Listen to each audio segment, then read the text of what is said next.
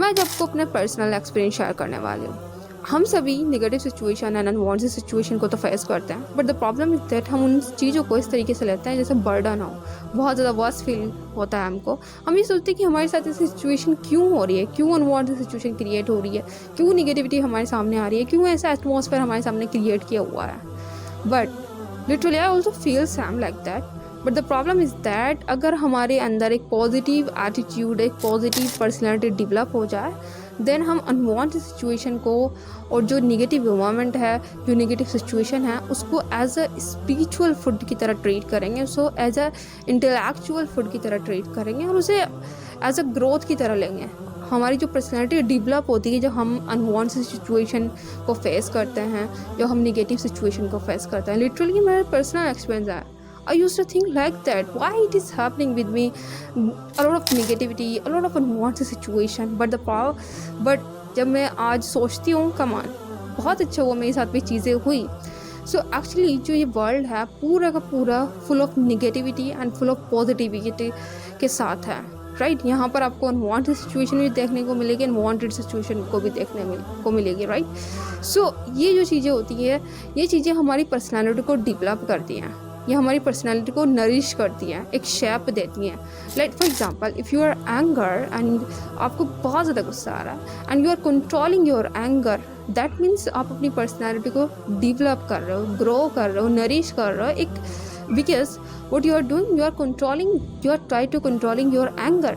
For example, next example, if you are facing any kind of violent situation or scenario, and in that situation you are keeping yourself silently, आप बैठे हो और patiencefully situation को face out कर रहे हो, what you are doing, literally आप क्या कर रहे हो? आप कर रहे हो यहाँ पर अपनी एनर्जी को कंजर्व।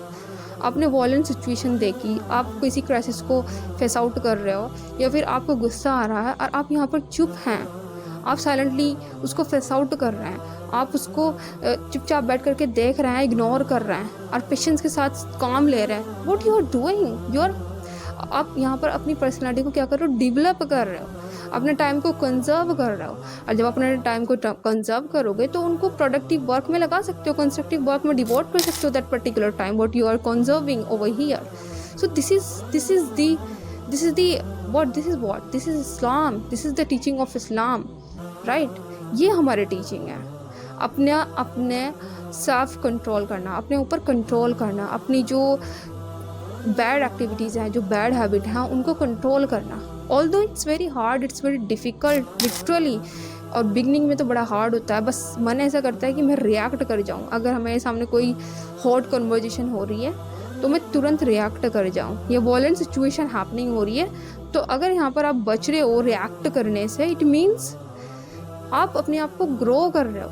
तो हमारे लिए इम्पोर्टेंट है नहीं है, ऑफ कोर्स हमारे लिए इम्पोर्टेंट है अनवांटेड सिचुएशन, हमारे लिए इम्पोर्टेंट है निगेटिव इन्वायरमेंट, बिकॉज हम यहाँ से सीख रहे हैं, अपने अंदर डेवलपमेंट ला रहे हैं, अपनी पर्सनालिटी को डेवलप कर रहे हैं, एक पॉजिटिव एटीट्यूड डेवलप कर रहे हैं, right. So that's why do not treat कि जो इविल साइड है, अगर आप अनवांटेड सिचुएशन को देख रहे हो या फिर पॉजिटिव निगेटिव इन्वायरमेंट को फेस आउट कर रहे हो, तो do not feel worst, right.